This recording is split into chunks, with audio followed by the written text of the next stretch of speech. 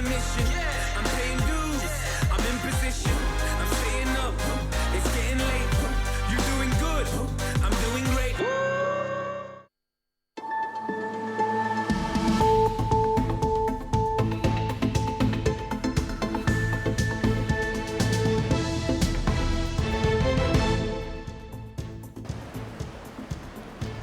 Los protagonistas de nuestra imagen del día hoy somos los ciudadanos, los españoles de a pie, que esperamos de los políticos soluciones o al menos propuestas para los desafíos a los que se enfrenta nuestro país. En los últimos años no está siendo así. Los ombligos partidistas cada vez son más grandes y han conseguido que la gente pase de la resignación al hastío. ¿Qué tal, amigos? Buena medianoche. Ya estamos en precampaña. Lo cierto es que se veía venir, no nos vamos a engañar.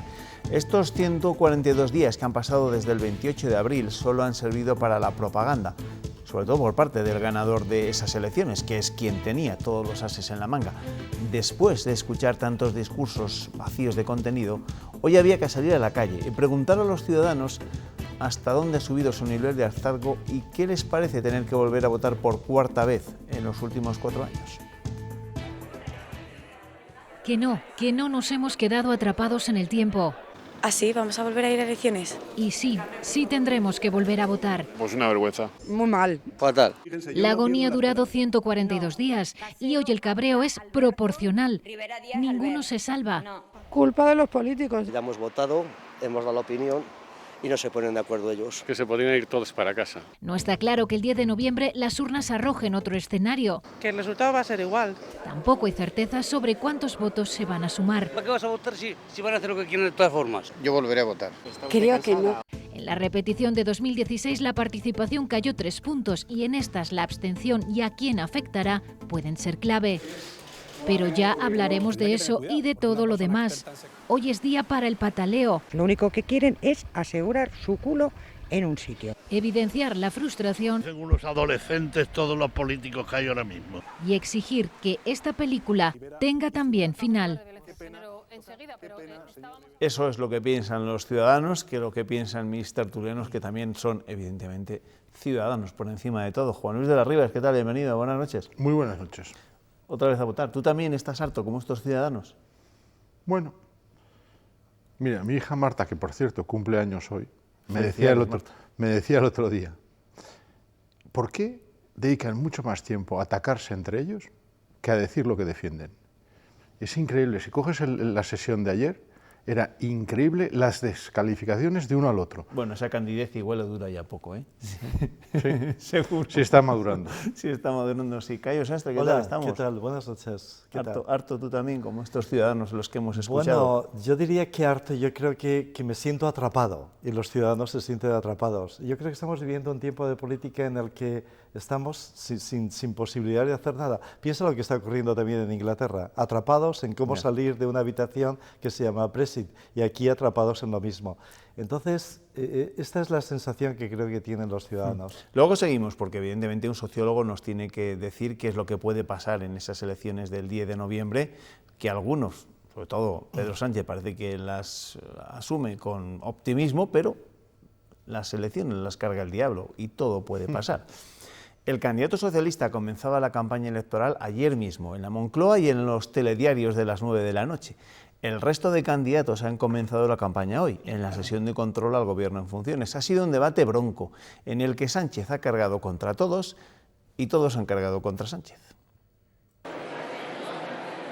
Aunque nadie en el Congreso quería ser señalado como responsable de ir de nuevo a elecciones, para el PP ese fue siempre el objetivo de Sánchez. Usted pretende ser proclamado presidente súbito como los santos, pero recuerde que las elecciones las carga el diablo. El presidente del gobierno en funciones respondía así, repartiendo culpas. Señorías, perdón. Lo que han hecho ha sido bloquear la formación del único gobierno posible. Espero que los españoles den una mayoría más rotunda, si cabe, al Partido Socialista. Sánchez también sufría los ataques directos de Esquerra. Si dice la verdad, es un incompetente. Si miente, es un negligente. Unidas Podemos, por su parte, acusaba al gobierno de buscar elecciones a toda costa. Sus gurús comunicativos les dicen que van a rascar unos pocos más escaños. El gobierno de coalición lo rechazaron ustedes, solo ustedes, en concreto su líder. Y mientras Rivera ya piensa en la noche electoral. Llamaré al señor Casado, sumaremos nuestros escaños y formaremos un gobierno. Y yo me comprometo a hacerlo en menos de un mes. Pero para eso antes tendrán que poder sumar lo suficiente para gobernar. Bueno, pues así está el patio, cuando ya, como les digo, ha comenzado la precampaña electoral, aunque oficialmente las Cortes no se disuelven hasta el fin de semana, creo que hasta el lunes. Cayo, dime. Claro, ¿qué puede pasar? Evidentemente. Yo no sé si al final han sido los demóscopos de cabecera de Pedro Sánchez los que le han animado a tomar esta decisión, aunque parece claro que desde el 28 de abril por la noche, cuando se conocieron los resultados y que el PSOE tenía 123 diputados, que no tenía más, tenían claro que había que volver a las elecciones. Estoy de acuerdo con esta idea. Yo creo que desde el primer momento y al margen de las encuestas, yo creo que los socialistas y sobre todo Pedro Sánchez tenía idea de ir a las nuevas elecciones, ¿no? Entonces todos hemos visto que ha mareado la perdiz, nos hemos entretenido, esto no es negociar, pasa el tiempo y así sucesivamente. Entonces estamos donde él quería estar y donde la gente sospechaba que íbamos a estar. Por lo tanto, yo creo que la gente dice que está harto, pero yo no estoy muy seguro de que la gente esté harta. La gente, no te olvides, Juanma, que soportamos todo. Soportamos otras elecciones, crisis. Yo tengo la sensación... Son las cuartas en 4 años, generales, no estoy hablando del resto de elecciones. En 4 años, pero no quiero hablar de los ingleses, pero imagínate lo que les está ocurriendo a ellos. Son incapaces de resolver el problema. Y luego hemos perdido esa especie de... No sé si los políticos tenían antes un poquito más de vergüenza, pero ahora yo diría que tienen muy poca vergüenza. Quiero decir que entre la dinámica, los cambios, las nuevas situaciones, lo efímero que es todo va muy rápido. Entonces, bueno, ellos trampean un poco, no sé, creo que tengo la sensación de que la democracia en este sentido está un poco en crisis. Yo estuve en un congreso en Inglaterra la semana pasada y por lo menos los ingleses, además Inglaterra, ni Escocia, los ingleses, todos en las universidades, claro, se disculpan por la situación, se disculpan, pero aquí no se disculpa nadie. Quiero decir, o sea, la idea es, gente institucionales, rectores de universidades, gente importante, dice, hombre, esto es un desastre, tenemos que intentar arreglarlo. A lo mejor es tan difícil, como tú dices, que estamos atrapados por una clase política que solo piensa en ella misma. No lo sé, pero lo que sí es verdad es que yo no estoy muy de acuerdo con Rufián. Yo no creo que Sánchez haya sido negligente o haya sido incompetente. Lo que pasa es que tenía un plan y nos ha tenido, para lo que ha ocurrido ahora, se podía haber acabado mucho antes. Y ha alargado el tiempo siendo presidente, intentando consolidar su figura y con la idea de vótenme ustedes a mí que soy mejor que los demás. Pues a lo mejor los ciudadanos le dan la razón. ¿Y qué puede pasar? Es lo que os iba a preguntar. ¿Qué vaticinéis que pueda pasar el 10 de noviembre? Que las cosas, hablemos de bloques, que las cosas pueden quedar similar entre los bloques, entre la izquierda y la derecha. Bueno, probablemente esto es lo que va a ocurrir, con pequeñas diferencias. Todos los diagnósticos se fijan en que quizá aumente la abstención, pero no saben a quién. ¿A quién va a favorecer? ¿A quién va a perjudicar? ¿Dónde se va a producir? ¿En qué partidos? ¿Cuándo? ¿En qué regiones? Es complicado, porque también aquí está el problema territorial, ¿no? Cada uno tiene allí su feudo, saca más votos en un sitio que en otro, ¿no?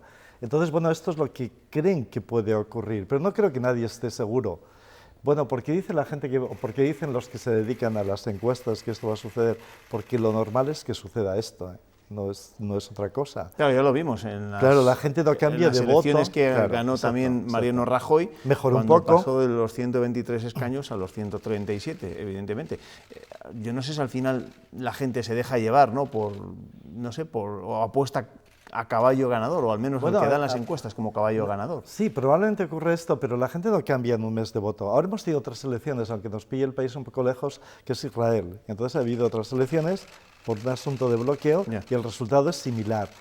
¿Qué es lo que pretende aquí Sánchez? Conseguir una posición un poquito mejor que les permita, o que le permita quizá torear, entre comillas, a la oposición de una manera que a él le beneficie y le dé una estabilidad que sospecha que no iba a tener con el caso de Podemos o con Ciudadanos.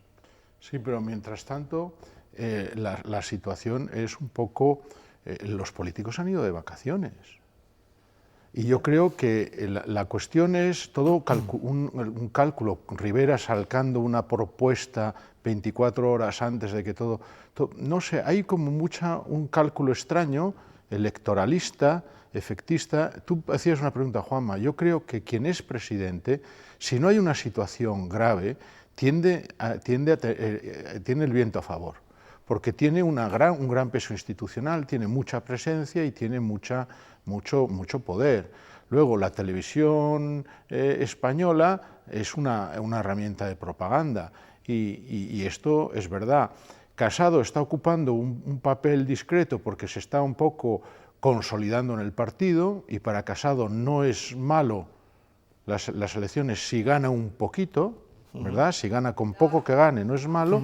Las encuestas dicen que podría ganar a costa de lo que puede perder Ciudadanos, que quizás sea uno de los partidos más castigados, más perjudicados por esta repetición. ¿Habéis visto a Ábalos esta mañana hablando? Es muy curioso, ¿no? Cómo criticaba los bloques. Curiosamente, hay una gran diferencia entre las palabras y los hechos. Hay gente que hace unas cosas y está diciendo lo contrario. Daba un argumento extraordinario, es que en un país que siempre al final son dos bloques, el bloque de la izquierda y el bloque de la derecha, es un país un poco retrasado democráticamente, que tendríamos que, si pensásemos en política, en el Estado, etcétera, etcétera, seríamos capaces de hacer alianzas, dejar gobernar, pero el mensaje subliminar es: hay que dejar gobernar tranquilamente al que tenga más votos, cuando eso es lo que ellos mismos han estado negando hace unos años. Pero, Juan Luis, me gustaría decirte algo. Creo que estás aplicando una racionalidad política que ya no funciona. Vivimos unos tiempos tan raros. Y no solo aquí. Ojalá. Y no solo aquí. Tú, cuando estamos hablando de retrasados, o atrasados, perdón, recuerda lo que está pasando en Bélgica, lo que llegó a pasar en Bélgica. Es lo que decía estuvieron 500 Ábalos, no días. Yo. No sé si. 500 días sin gobierno. Y también no te olvides de que ha aparecido una especie de nueva política o dinámica política donde esta racionalidad no funciona, esta forma de ver la política no funciona. Por ejemplo, los políticos mienten con impunidad. Tenemos el caso diario en los Estados Unidos, o las fake news, o todo esto. Entonces, bueno, todos sabemos que nosotros somos académicos, ¿no? Sabemos, sospechamos por la información que hemos recibido todos, que Sánchez copió su tesis, no importa. Pero ahora se ha descubierto que el presidente del Senado también copió algunas cosas en el libro que tiene como manual de filosofía. Por lo visto copió bastante. Bueno, copió bastante. Pero aquí hay que echar a alguien... Bueno, esto aquí se ha echado a alguien a iniciativa del mismo partido. A un director de ¿Por educación. qué esas barras de medir, no? Porque aquí puedo, allí no puedo. Lo que quería apuntar, Juan Luis, es que esto que era motivo de escándalo ha dejado de ser un escándalo. Quiero decir, los escándalos han dejado de ser escándalos. Tampoco Casado tiene un currículum académico como para ponerlo en una vitrina. Es lo mismo, es Casado, es Iglesias, no importa quién. Quiero decir, lo que fue un escándalo, lo que es un escándalo, un comportamiento escandaloso ha dejado de serlo. Entonces, en este sentido, yo decía que la política ha cambiado, que la dinámica política de estos tiempos son otros. Entonces tenemos el Brexit, tenemos lo de Bélgica, tenemos cualquier país. ¿Y cualquier país está afectado a lo mismo. Y luego vamos a la economía, porque también tenemos las redes sociales. Y a estas horas, seguro que el alcalde de Valladolid continúa respondiendo en Twitter a todos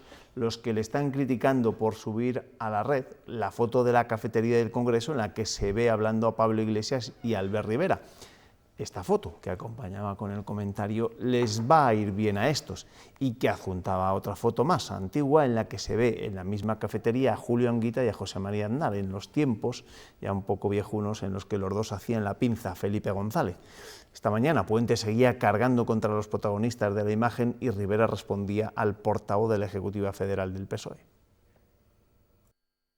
A mí se me ocurrió ayer poner sobre la mesa esta foto para demostrar o para añadir una prueba más de que estos dos son dos farsantes, que están engañando a la gente, que están engañando a su gente y que están llevando al país a una situación de bloqueo sin precedentes. Estuve hablando con diputados ayer del Partido Socialista, del Partido Popular, y estaba gente de Podemos hablando con gente de Vox y nosotros hablando con nuestros diputados. ¿Y qué, señor Puente? ¿Y qué? ¿Usted qué es, político? Ya basta.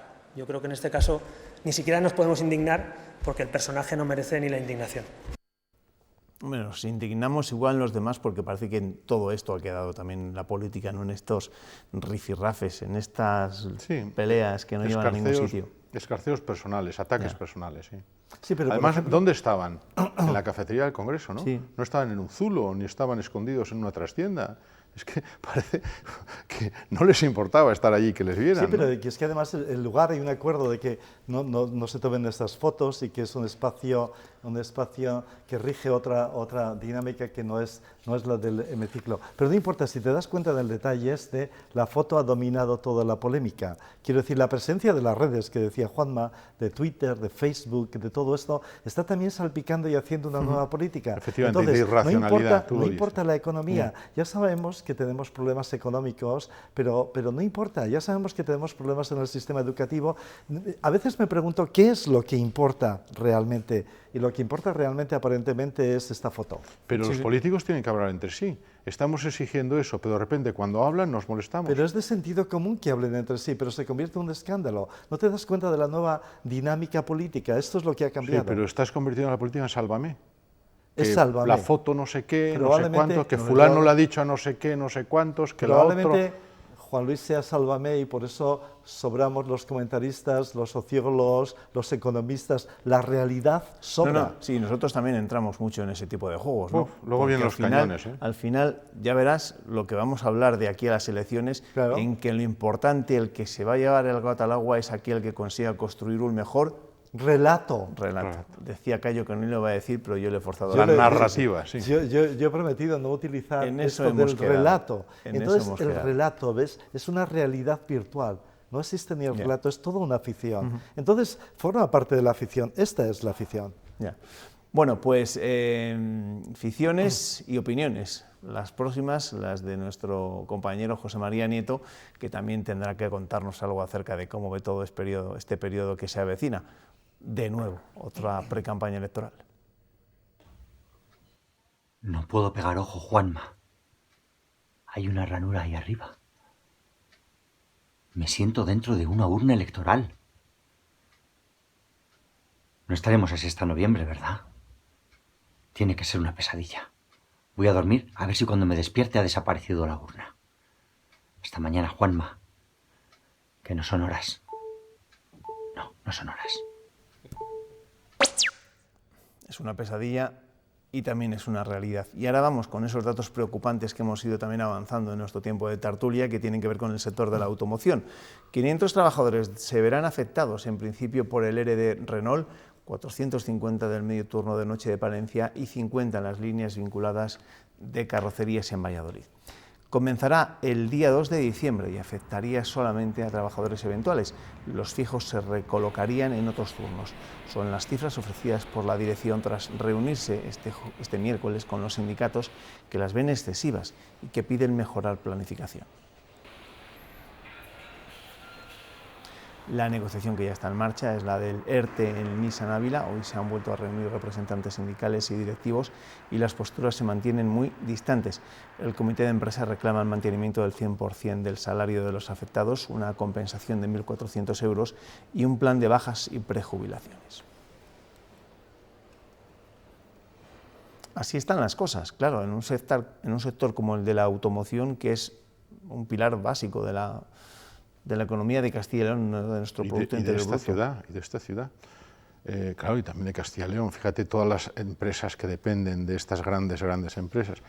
Si estas empresas se constipan, la ciudad puede temblar. Es muy mala noticia esta, es muy mala noticia. Porque hace poco, ¿te acuerdas? Apenas hace un año, había un planteamiento de crecimiento. Aquí también, más allá de cómo va la economía, que se está ralentizando, etcétera, etcétera, los políticos han proyectado sobre el sector del automóvil una serie de dudas sin planificar las respuestas. O sea, vamos a ir al coche eléctrico, etcétera, etcétera, pero lo que ha pasado es que se venden menos coches. Se venden menos coches. Y claro, si no se venden coches, luego, claro, es una cuestión dramática por los trabajadores, ¿no? Pero estas empresas, si producen 1000 coches menos, es porque tienen una demanda de 1000 coches menos, y eso es una barbaridad para ellos, no pueden aguantar, no pueden aguantar. Entonces, claro, es una situación inquietante y tendríamos que decir, oye, como dijo aquel, ¿no? Vamos a cambiar el modelo productivo, ¿no? Pues que lo cambien. Bueno, escuché aquello, ¿te refieres cuando gobernaba Zapatero y era aquello de cambiar el modelo productivo, abandonar el ladrillo. ¿Recordáis? Sebastián era el ministro de Economía en aquella época, ¿no? Bueno, aquí el líder del PSOE también dice que hay que reindustrializar constantemente. Ábalos te cuenta otra película, el tipo del... Lo que quería decir con todo esto es que, desde mi punto de vista, hay dos planos. El plano global, que es el que vive Renault, y el plano local, y voy a decir cutre, que vive la política española. Esta es la gran diferencia. Entonces Renault sabe que si no vende los coches en Asia va a haber problemas, pero en este plano no viven los políticos. Ellos viven a un corto plazo y entonces está la polémica. La foto, hoy insisto sobre esta foto y el tuit de Óscar Puente porque domina la escena política y no la crisis o los 500 despedidos que va a haber en Renault. Pero Cayo, yo creo que se ha instalado en este país desde la dimisión, desde cuando echaron a Rajoy, desde la moción de censura, una cuestión, la economía no es importante. Hay una señora que es muy capaz, por cierto, es una tecnócrata, que es una ministra de Economía, que lo lleva muy bien. Es como ser el gran ama de casa, con perdón, quiero decir, de ama de llaves, quería decir, como la gran persona que controla los dineros, pero la realidad, una persona muy competente, pero muy lejos de la economía real, porque esto es mega economía. ¿Y qué nos pasa? Que la economía no es importante. Hoy unos empresarios decían, es que el gobierno no actúe, es muy malo para la economía, porque la tarifa de la luz depende de la economía, porque muchos sectores dependen de la regulación económica, del impulso económico, las exportaciones, el acicate, el crear condiciones para que la economía vaya mejor es responsabilidad del gobierno. Hay un montón de gente trabajando, esforzándose por exportar, esforzándose por producirse mejor. Estamos todo el día hablando de despoblación. El problema de despoblación es el paso a una nueva economía que sea viable en el medio rural. Todo esto parece poco importante y esto no puede ser. O sea, ¿quién está velando por eso? Nadie está velando, pero los políticos te van a decir que si me votas a mí lo vas a escuchar esta campaña. Recuperarás derechos, tu situación económica mejorará, todo cambiará y buscaremos un salario mínimo universal. O haré un gobierno en 100 días. Ya, o buscaremos un salario mínimo universal para que no haya ningún problema. Lo que quiero decir con esto es que ellos hablan, hoy el presidente del gobierno en funciones hablaba de la recuperación de derechos, y entre esa recuperación de derechos está el trabajo, ¿no? Está el trabajo. El derecho al trabajo, sí, ¿no? Te dirán que te van a dar algo. Quiero decir, es una forma de comprar a la ciudadanía. Insisto, la realidad es una cosa, pero los políticos han inventado otra realidad. Bueno, vamos a dejar de momento la política, vamos a hablar de infraestructuras, porque el AVE entre Zamora y Sanabria reducirá en 50 minutos el tiempo de viaje entre Madrid y Galicia. El ministro de Fomento en funciones ha recorrido parte de ese tramo, los 110 kilómetros que separan la capital zamorana de Pedralba de la Pradería. Lo que aún no hay es fecha para la puesta en funcionamiento. El tramo que han visitado son 110 kilómetros entre Zamora y Sanabria y han supuesto una inversión de 900 millones de euros. En estos momentos el tramo está en pruebas. Podemos decir que el avance de las pruebas está siendo satisfactorio y que Adif está poniendo toda la carne en el asador para que la puesta en servicio del tramo que hoy visitamos sea cuanto antes una realidad. Se trata, esperamos, de cuestión de pocos meses. Cuando entre en servicio, el tiempo de viaje entre Galicia y Madrid se reducirá en 50 minutos. Así, Madrid-Orense quedará en 3 horas y media de viaje. Del último tramo que falta entre Sanabria y Orense, Ábalos ha destacado que a principios de 2020 se iniciarán las pruebas, aunque no se han dado más fechas de su puesta en servicio. Los 227 kilómetros de la línea de alta velocidad entre Zamora y Ourense son un hito de la ingeniería, dadas las complejidades del terreno. 67 viaductos y más de 131 kilómetros de vías a través de sus 40 túneles. El ministro de Fomento ha comprobado el estado de la infraestructura acompañado del presidente de la Junta de Castilla y León y del vicepresidente de la Xunta de Galicia. Y aprovechando la presencia del ministro, Fernández Mañueco le ha pedido trabajar de forma conjunta en el desarrollo del corredor atlántico y también un impulso decidido a la A11. En esta infraestructura viaria, incluido la parte que afecta a Zamora, ha hecho especial hincapié. Puedo garantizar que van avanzando las obras, pero también puedo garantizar que es mucho lo que queda por hacer. Por tanto, esas palabras del ministro comprometido con la A11 a mí me suenan, desde luego, a gloria. Bueno, les sonarán también a gloria a los sorianos, sobre todo, que son los que más se movilizan para reclamar de una vez por todas la finalización de las obras de la que será algún día la autovía del Duero. Vamos ya con el repaso de la prensa, con los titulares más destacados de los periódicos de nuestra comunidad, las noticias que vamos a poder leer este jueves y que evidentemente se hacen eco, como no, del malestar que tienen los ciudadanos con esa repetición electoral. Por ejemplo, ese es el titular elegido por los compañeros de La Razón para sus páginas de Castilla y León. Cansancio e incertidumbre ante unas nuevas elecciones generales. El presidente de la Junta culpa a Pedro Sánchez de esta situación de interinidad, mientras que el socialista Luis Tudanca pide confianza a los ciudadanos. El Diario de León lleva esta repetición electoral a lo más cercano. El 10 de noviembre activa los movimientos del PP leonés para modificar sus listas. Y es que esa es otra, ¿no? A partir de ahora habrá que ver qué pasa con las listas de los diferentes partidos de cara a esas elecciones. Diario de Ávila, su titular principal: Sánchez culpa a todos los demás de la investidura fallida que aboca a las urnas, y ya nos adelantan los debates que vamos a poder ver durante la semana, no los 15 días, la semana de campaña. Televisión Española ofrece un debate a 5 lunes, 4 de noviembre y varios cara a cara. El Mundo Diario de Valladolid ya se ocupa de otro de los asuntos que de los que hemos hablado en el tiempo de tertulia, que son asuntos preocupantes. Renault amenaza con un ERE si no se suprimen los turnos con 665 trabajadores.